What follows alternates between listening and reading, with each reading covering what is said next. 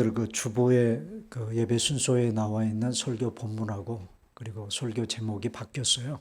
네. 제가 어제 설교 준비를 하면서 오늘 설교를 사무엘상 30장 11절서부터 20절까지 그렇게 본문으로 잡았는데 설교 준비를 하다 보니까 그 전체를 다 다루기가 힘들 것 같아서 그 본문을 두 개로 쪼갰습니다. 그래서 앞부분은 오늘 설교하고 그리고 뒷부분은 다음번 제 설교 차례가 돌아올 때 설교하도록 그렇게 하겠습니다. 자, 들에서 애굽 사람 하나를 만나, 그런 제목으로 사무엘상 강의 128번째 시간을 갖도록 하겠습니다.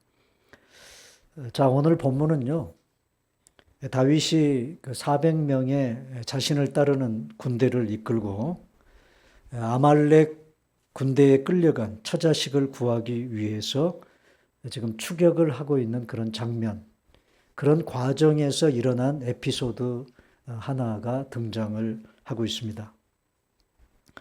아말렉의 그 뒤를 쫓아서 처자식을 구하기 위해서 추적을 할 때 다윗은 먼저 하나님 앞에 물었죠. 하나님께 물었습니다. 추격을 하면 따라잡겠습니까? 못 잡겠습니까? 추격을 할까요? 말까요?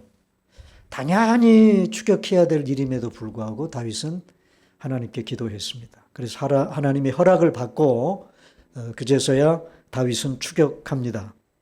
그런데 이 그 아말렉을 추격하는 과정에서 600명의 군대 중에서 200명의 낙오자가 생겼습니다.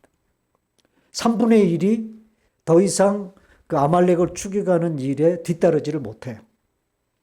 피곤하고 기운이 다 빠져가지고 200명이 이제 낙오자가 생겼는데 지금 다윗에게는 군사 한 사람이 아쉬운 상황이죠. 그죠? 상황인데 다윗은 이렇게 힘에 겨워하는 낙오자 200명을 억지로 끌고 가지 않았습니다. 부솔 시냇가에 남겨두고 나머지 400명을 이끌고 아말렉 군대의 뒤를 추격합니다. 자, 저는요, 이 시간 오늘 본문을 통해서 우리 믿는 성도들이 이 땅에서 하나님의 자녀로 구원받은 하나님의 백성으로 살아갈 때 어떤 가치관을 가지고 우리가 신앙생활을 해야 될 것인가 하는 것에 대해서 한번 같이 생각을 해보려고 그래요. 자, 우리가 붙들어야 될 가치. 자, 그것에 대해서 사도 바울 선생님은 빌립보 교인들에게 로마 감옥에 갇혀서 이렇게 권면합니다. 자, 빌립보서 1장 27절이에요. 다 같이 읽습니다. 화면 보시고 시작. 오직 너희는 그리스도의 복음에 합당하게 생활하라. 자, 여기까지. 자, 오직 너희는 그리스도의 복음에 합당하게 생활하라. 지금 사도 바울은 로마 감옥에 갇혀 있습니다. 감옥 밖에 있는 빌립보 교회 성도들에게 권면하는 거예요. 그 핵심 요약이 뭐냐? 오직 너희는 그리스도의 복음에 합당하게 생활하라는 것입니다. 이 구절은요, 사실 빌립보서 전체를 꿰뚫는 그런 주제예요. 복음에 합당하게 생활한다는 것은 무엇을 의미할까요, 여러분? 어떻게 사는 것이 복음에 합당한 생활이겠습니까? 이 질문에 답하려면 사도 바울 선생님이 말하는 복음이 무엇인가 하는 것을 우리가 알아야 하는데, 여러분, 복음이 뭐죠? 자, 사도 바울 선생님은요, 오늘 본문에서 보면 그냥 복음이라고 말씀하시잖아요. 그냥 복음이 아니고 그 앞에 그리스도의 복음이라고 말합니다. 여러분, 우리가 생각하고 우리가 말하는 복음과 그저 일반적인 세상 사람들이 말하는 소위 굿뉴스, 복음이라고 말하는 그 의미는 차이가 있습니다. 그냥 듣기 좋은 말이라고 해서 다 복음입니까? 그래요? 아닙니다. 진짜 복음은 그리스도의 복음밖에 없습니다. 그리스도의 복음을 우리는 두 가지로 요약할 수 있어요. 뭘까요? 그것은 십자가와 부활입니다. 사도 바울 선생님은 이 복음, 다시 말하면 십자가와 부활의 도를 전하기 위해서 평생 목숨을 바쳐 살았어요.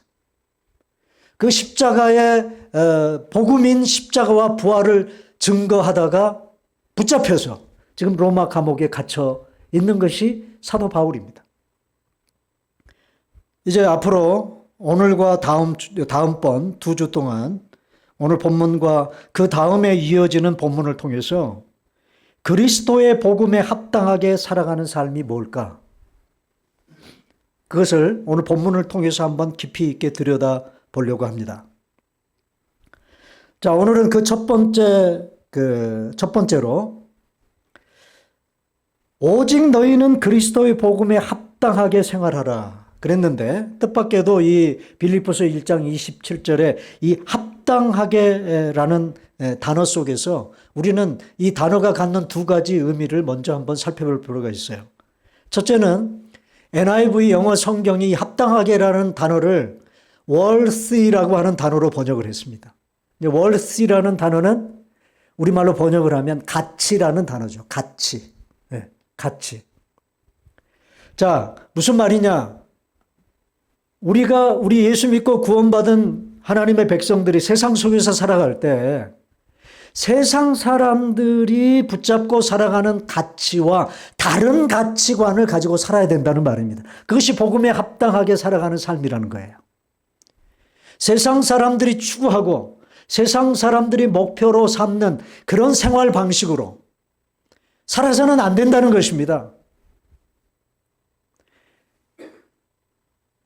복음의 가치를 우리는 붙잡고 살아야 된다는 것이죠. 그런데 참 재미있는 것은 여러분 그 관주가 있는 성경을 여러분들 가지고 있는 성경에 관주가 있는 성경을 가지고 계신 분들 한번 보시면 그 성경 여러분 본문을 이렇게 읽다가 보면요. 합당하게라는 단어 앞에 숫자 하나가 붙어 있죠. 여기는 안 나와요. 제 얼굴만 쳐다보면 무슨 숫자가 붙어 있는지 몰라요. 무슨 숫자가 붙어 있습니까?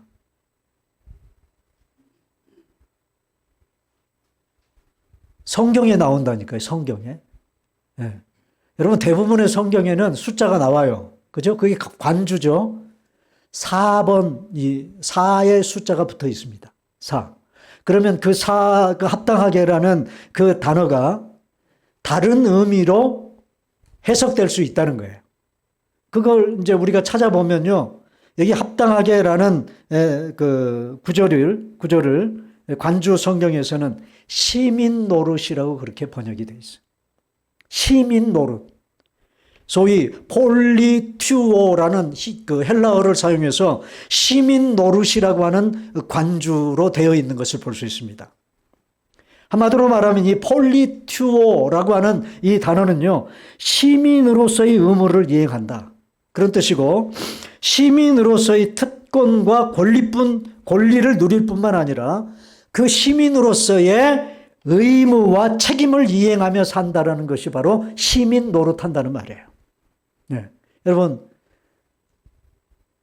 저는 아직 미국 시민권을 가지고 있지 않지만 미국 시민권자들에게는 미국 시민으로서의 누릴 권리와 그리고 권리와 특권이 있죠. 그죠? 미국 시민권을 가지고 살아가는 자들로서 권리와 특권이 있습니다. 네. 그런데 우리가 권리와 어떤 특권을 누리는 것도 중요하지만 그 뒤에 따르는 그 권리와 특권을 누리는 자로서의 뭐가 뒤따라야 돼요? 의무와 책임이 뒤따라야 된다 그 말이에요.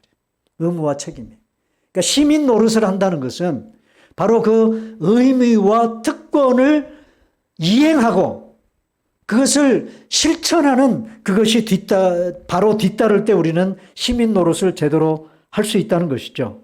자, 그런데 참 재미있게 빌립보서에서는요, 이 시민 노릇한다는 이야기가 오늘 본문, 그것이 복음에 합당하게 생활한다는 말인데 빌립보서 3장 20절에 보면 오직 우리의 시민권은 어디에 있다? 하늘에 있다. 하늘에 있다. 그래서 우리의 시민권은 하나님 나라의 시민권이라는 거예요.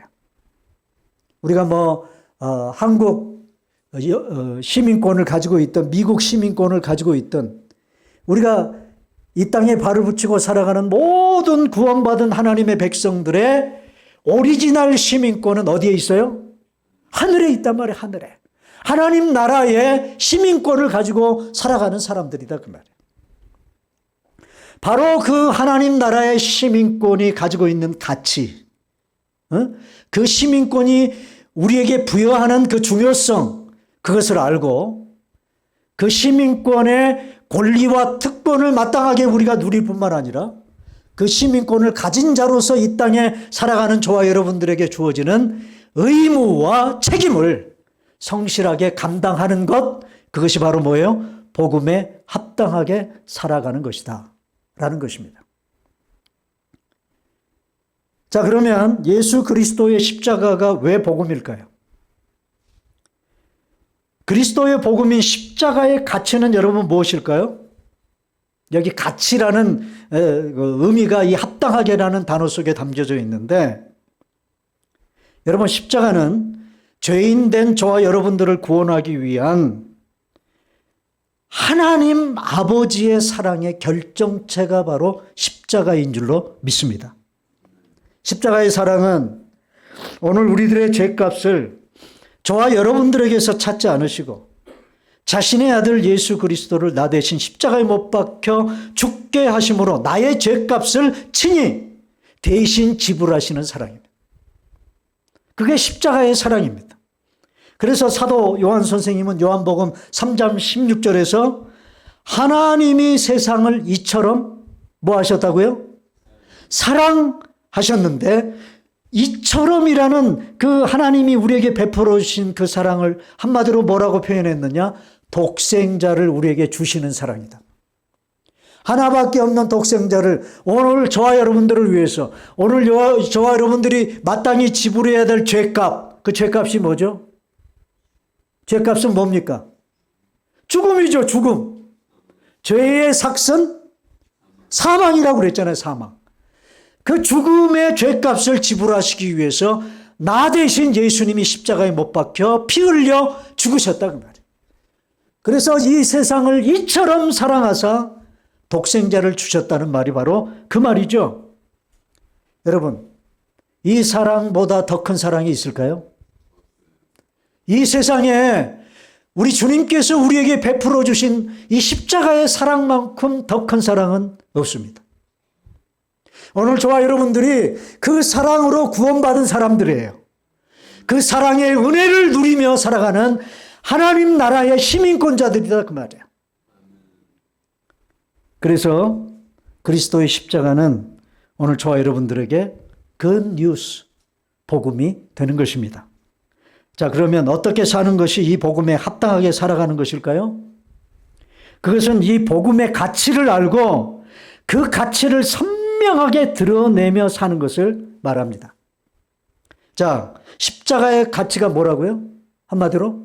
십자가는 한마디로 말하면 하나님의 사랑이다. 오늘 저와 여러분들을 향한 하나님의 사랑의 결정체가 바로 뭐예요? 사랑이에요. 그러므로 십자가의 가치는 사랑이라고 말할 수 있습니다.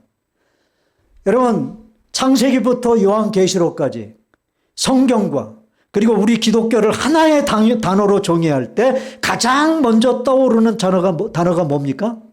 사랑이죠. 사랑이라는 단어입니다. 그래서 십자가의 가치인 이 사랑이라는 방식으로 살아가는 것이 복음에 합당한 삶이라고 하는 거예요.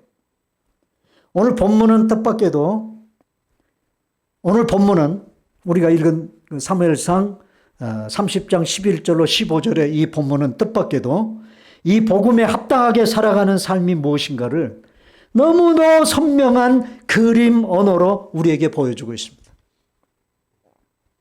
여러분, 지난번 수요 성경 공부인가? 우리 제자훈련 하시는 분들에게 제가 얘기했나요? 구약 성경은 뭐와 같다고 그랬습니까? 그림 언어와 같다. 마치 그림책 같아요. 구약 성경은. 신약 성경은요. 그 그림책이 우리에게 던지는 그 메시지를 아주 축약해서 기록해 놓은 책이 신약 성경입니다. 그래서 신약 성경은 어떤 의미와 주제를 이렇게 압축해 놓은 것이기 때문에 우리가 그 내용의 의미를 풀기가 그렇게 쉽지 않습니다. 그러면요, 구약은요, 그림 이야기 책 같아요. 그림 이야기 책. 여러분, 우리 예나도 그런데 집에서 가끔 제가 그 그림책을 이렇게 보여줘요. 그럼 내 여기 무릎에 앉아가지고 그 그림책을 봅니다. 근데 우리 예나가 그 밑에 나와 있는 글씨를 알까요? 글씨를 알아요? 모르죠. 근데 그림책만 넘기면서 뭐 설명을 해줘도요, 이해하는 것 같아요. 그 다음에 뭐가 나올 거를 너무나 잘 알아. 그래서 제가 종종 그 미국에 처음 왔을 때 우리 애들하고 우리 식구들하고 같이 극장에 가서 영화를 보는데 제가 영화에 나오는 미국 말이 잘 들리겠어요? 안 들리겠어요? 잘 안 들리죠. 그러면 그렇게 답답할 수가 없어요. 한국에서 외화를 극장에 가서 볼 때는 밑에 뭐가 나옵니까? 자막이 나오니까 그 그림을 보면서도 자막을 읽으면 금세 이해가 되지 않습니까? 근데 미국 와서 영화를 보는데 자막이 안 나오니까 그림만 보니까 너무 답답했어요. 그런데 참 신기한 것 중에 하나는 그림만 보고 나왔는데도 불구하고 그 전체 영화의 띠이나 또는 그 스토리, 전개, 그리고 그 장면이 그 영화에서 어떤 의미로 지금 나왔는가 하는 것이 캐치가 되는 거예요. 야, 저는 정말 신기했습니다. 그래서 영화를 다 보고 끝난 다음에 집에 와서 우리 애들한테, 우리 집 식구들한테 우리가 같이 본 그 영화의 어떤 주제나 그리고 어떤 전체적인 그 영화를 만든 사람들이 던지고자 하는 메시지에 대해서 그리고 그 영화에 나와 있었던 그 아주 중요한 화면이나 그런 것들에 대해서 제가 설명을 하면 우리 애들이 깜짝 놀래요. 왜 깜짝 놀랄까요? 영어를 잘 못 알아듣는 아버지가 화면만 보고 그 영화 전체의 스토리와 그 장면의 어떤 의미 이런 것들을 아주 쫙 깨고 있으니까 너무 깜짝 놀라는 거예요. 이게 여러분 그림 언어가 우리에게 주어지는 유익입니다. 구약은 그런 어떤 특징을 가지고 있어요. 그래서 오늘 저는요, 구약에 나와 있는 그림 언어와 신약에 나와 있는 그림 언어 두 가지를 오늘 본문의 일이 오버랩 시켜서 복음에 합당하게 살아가는 삶이 무엇인가에 대해서 여러분들이 좀 말씀을 드리려고 그래요. 자, 여러분, 오늘 본문도 그 복음에 합당하게 살아가는 삶의 어떤 의미를 설명하는 그림 언어라면요, 신약에서는 우리 예수님께서 자신의 설교를 이렇게 제자들에게 어떤 성경적인 그런 삶의 원리를 설명하실 때 자주 사용하셨던 것이 바로 비유입니다. 그렇죠. 예수님의 비유. 어떻게 보면 예수님의 비유도 그림 언어라고 볼 수 있어요. 그림 언어. 그 두 가지 오늘 본문과 예수님이 말씀하셨던 그 비유를 이렇게 오버랩 시켜서 여러분들에게 말씀드리면서 빌립보서 1장 27절에 복음에 합당하게 살아가는 삶이 뭔가에 대해서 여러분들에게 좀 설명을 하려고 합니다. 자, 다윗은 400명의 군대를 이끌고 아말렉의 뒤를 추격하는 이 급박한 상황 속에서도 이름도 없는 한 애굽 사람을 만나서 그에게 아주 극진한 호의를 베풉니다. 이 사람은요, 아말렉 주인으로부터 버림받은 애굽 소년입니다. 다윗은 이 소년에게 아무 조건 없이 사랑을 베풀어줘요. 아무 조건 없이. 자, 다윗이 이 소년에게 베푼 사랑이 어떤 사랑인가 하는 것을 오늘 본문을 통해서 여러분들에게 몇 가지로 좀 말씀을 드리려고 해요. 첫째는요, 다윗이 이 애굽 소년에게 베푼 사랑이 어떤 사랑이냐. 다윗은 자기 일에만 초점을 맞춘 것이 아니라 바로 그 애굽 소년, 불쌍하기 이를 데 없는 그 애굽 소년의 그 불쌍한 영혼에게 초점을 맞춘 사랑입니다. 자, 여러분 먼저 11절로 12절을 보겠습니다. 자, 같이 시작. 11절입니다. 시작. 무리가 들에서 애굽 사람 하나를 만나 그를 다윗에게로 데려다가 떡을 주어 먹게 하며 물을 마시게 하고 그에게 무화과 뭉치에서 뗀 덩이 하나와 건포도 2송이를 주었으니 그가 밤낮 사흘 동안 떡도 먹지 못하였고 물도 마시지 못하였습니다. 그가 먹고 정신을 차리매 그랬어요. 자, 여러분, 지금 다윗과 다윗의 군대가 할 일이 뭐죠? 지금 왜 다윗 그 아말렉 군대의 뒤를 쫓고 있습니까? 왜요? 자신들의 처자식 살리기 위해서죠. 붙잡아간 자신의 처자식을 살려내야 될 그 일 때문에 지금 아말렉을 추격하고 있고 다윗의 입장에서는 그 일이 그 어떤 일보다도 다급하고 중요한 일이죠. 그렇죠? 중요한 일입니다. 그러나 다윗은 자기 일에만 매달려서 들판에 버려진 한 사람을 그냥 지나치지 않았습니다. 그에게 지금 당장 베풀어야 될 호의를 다윗은 외면하지 않았습니다. 지금 이 사람은 병이 들었습니다. 이제 더 이상 쓸모가 없다고 생각한 이 아말렉 소년을 종으로 소유하고 있던 그 주인이, 아말렉 주인이 이 병든 이 종을 들판에 뭐예요? 버리고 갔어요. 버리고 가버렸어요. 여러분, 이것이 세상 사람들이 가지고 있는 가치관입니다. 하나님 없이 살아가는 세상 사람들의 가치관은요, 얼마든지 쓰다가 버릴 수 있는 가치관이에요. 아, 여러분 무섭죠? 그죠? 오늘 우리 주변에 인간관계도 그래요. 그죠? 인간관계도 보면 내가 저 사람과 깊은 관계를 가져야 될까 말아야 될까 하는 것을 계산하고 참 가깝게 지내고 죽고 못 살 것처럼 그렇게 잘해주다가도 나에게 쓸모없는 사람인 것처럼 여겨지면 어느 순간 야멸차게 관계를 끊어버리는, 그게 바로 세상 사람들이 가지고 있는 인간관계의 가치관입니다. 여러분, 세상에서 돈벌이를 위해서 직장 생활을 하는 사람들에게 정말 비참한 그 현실 중에 하나가 뭡니까? 직장을 평생 직장처럼 알고 직장을 다녔는데 어느 순간 어느 날 갑자기 직장에 출근해 보니까 뭐예요? 뭐가 없어요? 뭐가 없어? 자기가 이제까지 일했던 책상이 사라져 버렸어요. 그런 일들이 한국에서 비일비재합니다. 미국도 마찬가지입니다. 미국도. 쓰다가 버리는 것이 세상의 원리예요. 세상의 가치관. 자, 여러분 13절 보세요. 다 같이 읽습니다. 시작.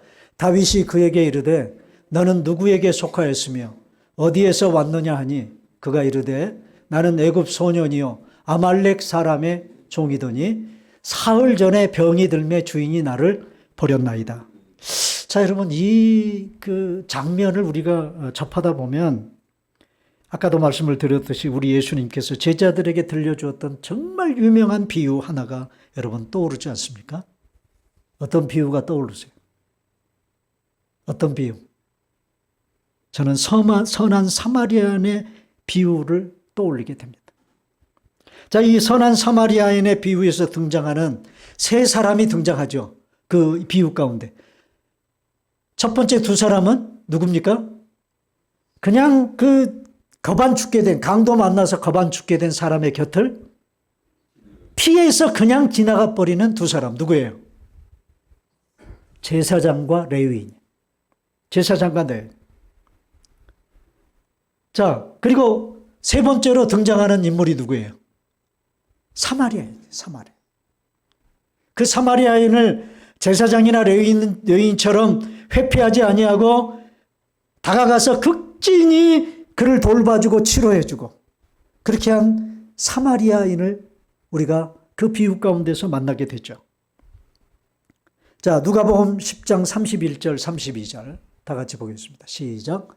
마침 한 제사장이 그 길로 내려가다가 그를 보고 피하여 지나가고 또 이와 같이 한 레위인도 그곳에 이르러 그를 보고 피하여 지나가되 그랬습니다.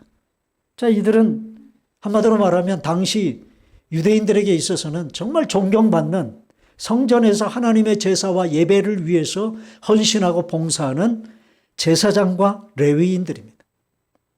자, 당시 제사장과 레위인들은 성전에서 하나님께 드리는 제사와 예배를 위해서 힘쓰고 헌신하고 봉사하는 자들이죠.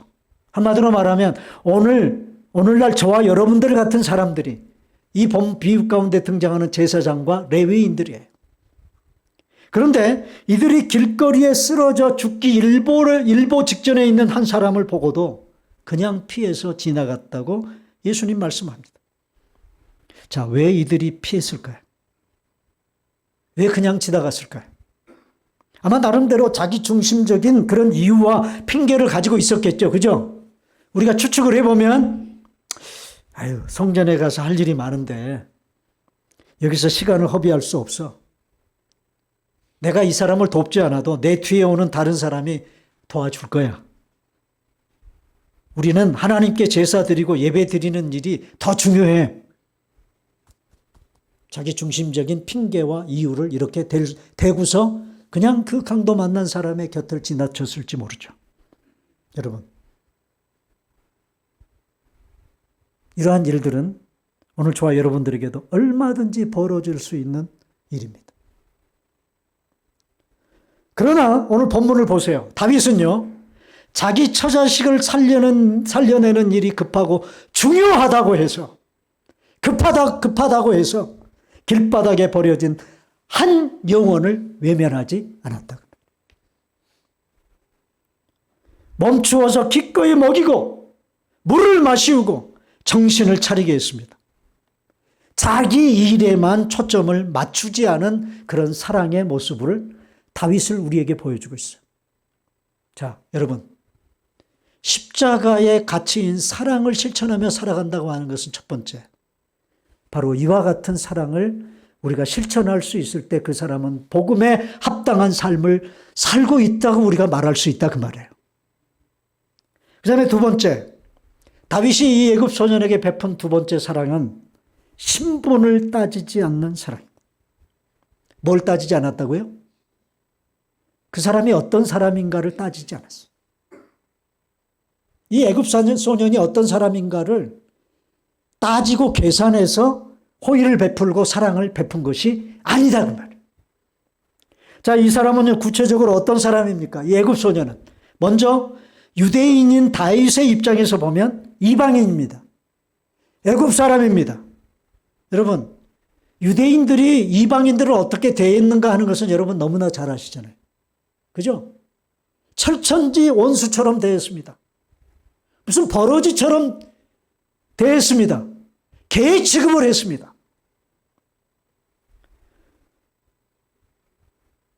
그래서 이방인인 애굽 사람이에요. 또한 자신들의 처자식을 사로잡아간 아말렉 군대를 위해서 일한 사람입니다.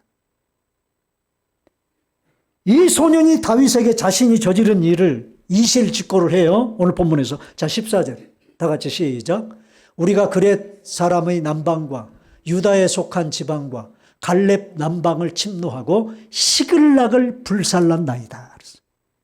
여러분, 시글락이 어디죠? 시글락이 어디입니까? 다윗과 다윗을 따르는 사람들이 공동체를 이루며 살았던 마을이잖아요, 시글락이. 근데 애굽 군대가 그 시글락을 침공을 해가지고 그 마을을 다 불태우고 그리고 남아있는 처자식을 다 끌고 갔다. 그런데 이 애굽 소년이여 다윗에게 우리가 그렇게 했다. 우리가 자신을 포함해서 시글락을 불태웠나이다. 이 사람은 다윗과 그의 군도들이 살아가고 있는 삶의 초소를 불태우고 파괴한 사람입니다. 여러분, 인간적으로 보면 참담한 일을 저지른 사람 아닙니까? 큰 공로할 일을 저지른 아말렉 군대에 속한 사람입니다. 그런데 다윗은 혹시 이 소년이 그런 사람이 아닐까를 의심하고서 먼저 그가 어떤 사람인가를 따지지 않았어요. 먹을 것을 주고 마실 물을 주기 이전에 이 사람이 혹시 그런 사람이 아닐까라는 그런 의심을 하고서 먹을 것과 마실 물을 주지 않았다. 그가 어떤 사람인가를 따지지 않았습니다. 배고픈 사람이기에 먼저 먹을 것을 주었습니다.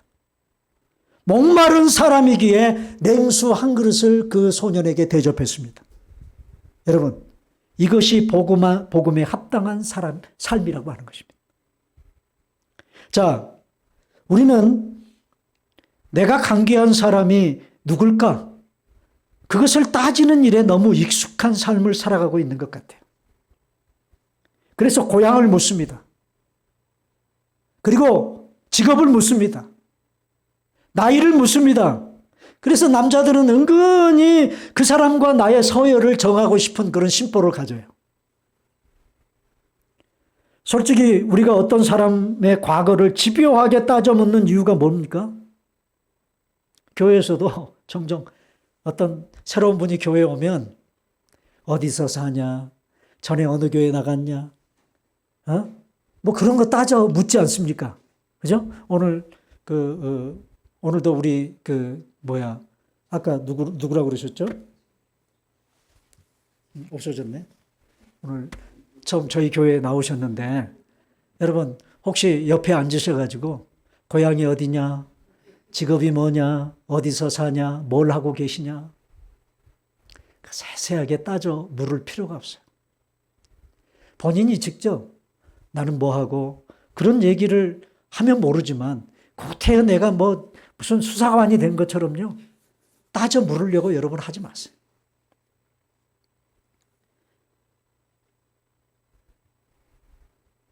그렇게 어떤 사람을 만나면 이것저것을 따져 묻는 이유는요. 사랑해야 할 사람과 사랑하지 말아야 될 대상을 가리기 위해서일지도 모릅니다. 내가 좋아해야 할 사람인지 거리를 두어야 할 사람인지를 따지기 위해서 우리가 그 사람의 뒤를 캐묻는 것일지도 모른다 그 말이에요. 저 사람이 전라도 사람인가 경상도 사람인가를 따져서 사람을 대하는 태도는 절대로 복음적일 수 없습니다. 저 사람은 나하고 친하니까 잘해주고 안 친하니까 덜 잘해주는 태도는 절대로 복음에 합당한 삶일 수 없다 그 말입니다. 여러분 선한 사마리아인의 비유에서도 이 사마리아인은 사람을 따져서 도와주지 않았어요. 자, 사마리아인이 강도 만난 사람을 도와준 동기가 뭐라고 예수님이 비유에서 말씀하시죠? 그 사마리아인을 그 강도 만난 사람을 사마리아인이 도와준 동기가 뭐였습니까? 한마디로. 자, 누가복음 10장 33절. 다 같이 시작. 어떤 사마리아 사람은 여행하는 중 거기 이르러 그를 보고 불쌍히 여겨. 여러분, 왜 이 사마리아인은 강도 만나서 겁안 죽게 된 이 사람을 기꺼이 도와주었습니까? 자기와 같은 사마리아인이어서 그렇게 했습니까? 아닙니다. 어쩌면 아마도 이 강도 만난 사람은요, 유대인일 가능성이 큽니다. 성경에는 안 나오지만 이 사람은 예루살렘에서 여리고로 내려가다가 강도를 만났어요. 예루살렘을 방문할 수 있을 정도의 사람이라면 유대인일 가능성이 큽니다. 그러면 이 사마리아인이 강도 만난 사람을 기꺼이 도와준 이유가 뭐라고 예수님은 이 비유에서 말씀하시냐면 한마디로 오늘 본문에 있는 것처럼 그냥 그를 보고 불쌍히 여겨서요. 다른 이유가 없습니다.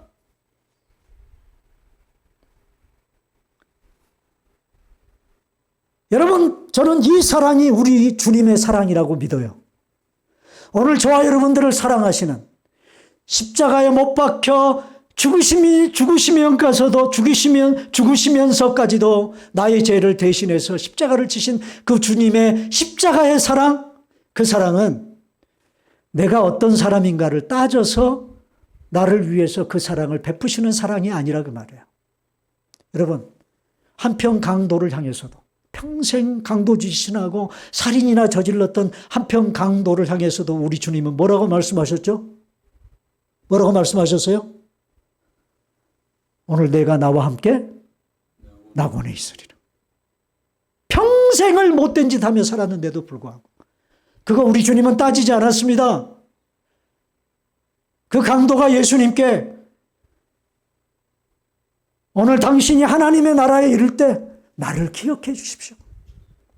그 말 한마디 들으시고 그 한편 강도에게 오늘 내가 나와 함께 낙원에 있으리라. 여러분, 이게 우리 주님의 사랑이고 이 사랑으로 나도 그렇게 구원받았다는 사실을 안다면 그 십자가의 도의 정신이요 가치인 그 사랑을 우리 예수님처럼 실천하며 살아야 될 줄로 믿습니다. 여러분, 이 사실을 절대로 잊지 마시기를 바랍니다. 그리고 마지막으로 이 다윗이 이 애굽 소년에게 사랑을 베푼 이 사랑의 세 번째 사랑은 어떤 사랑이냐? 이 애굽 소년을 다윗은 이용해 먹을 대상으로 대하지 않은 사랑이라는 것입니다. 네, 여러분, 굉장히 중요한 그런 말씀인데요. 사람을 이용의 대상으로 대하는 태도는요, 내가 그 사람에게 아무리 호의를 베풀고 죽고 못 사는 관계처럼 지낸다고 할지라도 그것은 진정한 사랑이 아닙니다. 다윗은 이 애굽 소년의 소속과 어디 출신 사람인가를 알고 난 후에 그에게 호의를 베풀고 사랑을 베풀어 주지 않았습니다. 다윗은 오늘 본문 15절. 이 소년이 어떤 사람인가를 알고 다윗이 도움을 요청하는 장면이에요. 다 같이 읽습니다. 시작. 다윗이 그에게 이르되 내가 나를 그 군대로 인도하겠느냐 하니. 자, 여기까지. 여러분, 다윗은 이 소년에게 자신의 유익을 위해, 지금 다윗에게 있어서 가장 큰 유익은 뭐예요? 그 아말렉 군대가 어디에 있는지 그것을 알아내는 것이, 그 정보를 알아내는 것이 다윗에게는 가장 중요한 일이겠죠. 그죠? 예? 그런데 뜻밖에도 그 아무런 조건 없이 그 아말렉 소년에게 먹을 것 주고 물을 마시우고 그래서 정신을 차려주게 해놓고 난 다음에 다윗이 그 아말렉 소년에게 너는 어디에 속한 사람이냐? 너 어디서 왔느냐? 그걸 물어보니까 뜻밖에도 아말렉 군대에 속했던 사람이라는 것을 알게 되고 그에게 도움을 요청한 거예요. 자, 뭐가 먼저였어요? 뭐가 먼저였어요? 이용해 먹을 대상이라고 생각하고 물을 주고 먹을 것을 줬습니까? 아닙니다. 아니에요. 그냥 길바닥에 들판에 너불러져 있는, 사흘 동안 먹지도 못하고 마시지도 못해서 이제 어쩌면 다윗을 못 만났으면 그 사람은 그 들판에서 죽었을지도 모르죠. 그래서 먹여주고 그래서 마실 물을 준 거죠. 자,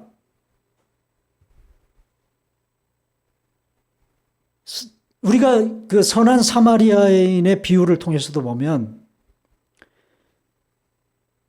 이 선한 사마리인처럼 다윗도 그 소년이 그냥 불쌍해서 긍휼을 베푸는 것이 먼저였다는 사실을 오늘 본문에서 확인할 수 있어요. 사랑하는 여러분, 진정한 복음의 가치, 즉 사랑의 가치를 알고 그 방식대로 살아가는 복음에 합당한 삶은요, 내 유익을 위해 저 사람을 어떻게 이용해 먹을까를 먼저 따지거나 계산하지 않는다, 그 말이에요.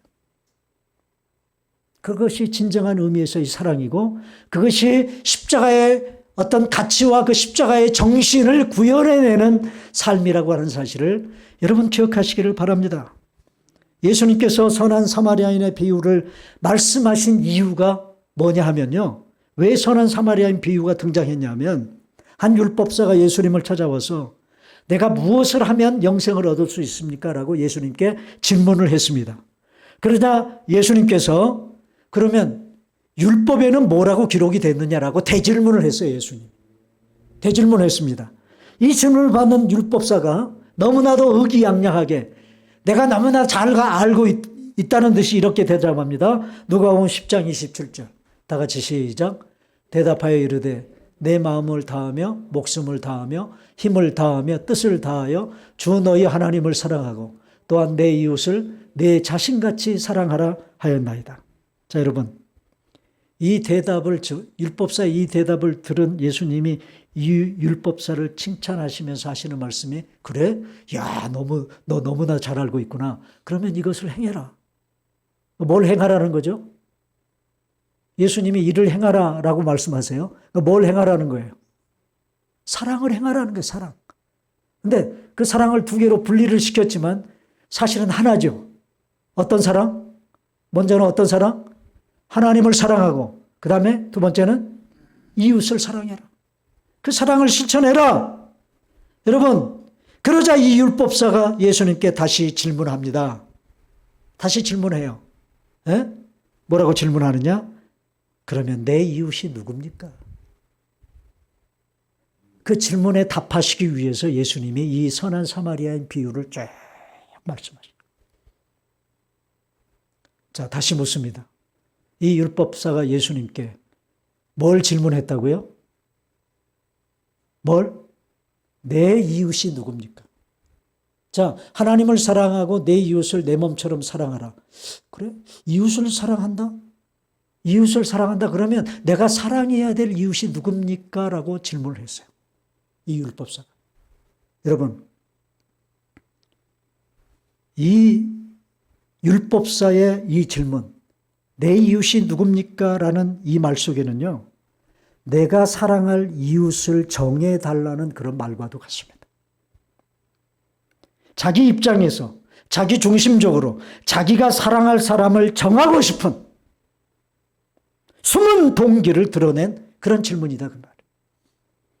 이 율법사의 불손한 동기를 간파하신 예수님께서 이 선한 사마리아인의 비유를 말씀하시고 다시 마지막으로 비유 끝자락에 이 율법사에게 이 질문을 하십니다. 자, 누가복음 10장 36절 37절 다 같이 시작. 내 생각에는 이 사람 중에 누가 강도 만난 자의 이웃이 되겠느냐. 자, 여러분, 율법사가 예수님께 질문한 이웃에 대한 질문, 누가 내 이웃입니까? 라는 이 질문과 예수님이 그 율법사에게 대질문하신 그러면 누가 강도 만난 자의 이웃이 되겠느냐라는 이 질문의 차이점이 뭐예요? 결정적인 차이점이 뭡니까? 율법사는 이웃을 자기가 사랑을 실천해야 될, 사랑으로 대해야 될 그 이웃을 자기 중심에서 따지고 계산해서 정해놓고 사랑하고 싶은 그런 동기로 질문한 거예요. 그런데 예수님은요, 거반죽게 되어서 길거리에 너불러져 있는 그 강도 만난 사람의 입장에서 이 세 사람 중에 누가 그 사람의 이웃이 되겠느냐. 도움을 받아야 되고 사랑을 받아야 될 입장에서 이웃이 내가 되고자 하는 그런 자세가 필요하다라고 주님이 말씀하시는 거예요.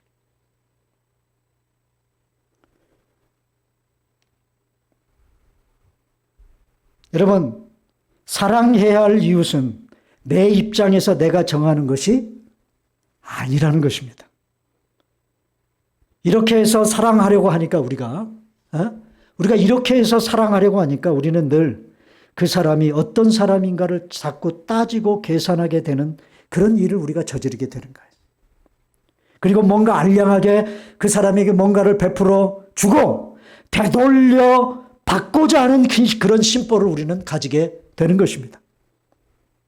여러분, 그리고 나의 유익을 따지게 되는 거예요. 내가 이만큼 이 사람에게 잘해줄 때 그 다음에 나에게 뭔가가 대가로 나에게 주어질까? 그것을 늘 따져서 어떤 사람에게 잘해주고 뭔가를 베풀어주고 그 사람을 사랑하고자 하는 그런 태도, 이건 절대로 복음적이지 않다는 그런 말입니다. 진정한 이웃사랑은 내 입장에서 이웃을 정하고 하는 유혹을 뿌리칠 때 가능한 것입니다. 내 입장이 아니라 상대방의 입장에 서서 이 사람에게 아무 조건 없이 묻지도 말고 따지지도 말고 기꺼이 내가 그 사람의 이웃이 되고자 하는 태도를 가지고 도움을 베풀고 사랑을 베풀 수 있을 때 우리는 진정으로 복음에 합당한 사랑의 가치를 실현하는 그런 방식의 삶을 우리는 살아가게 될 것이라는 것입니다.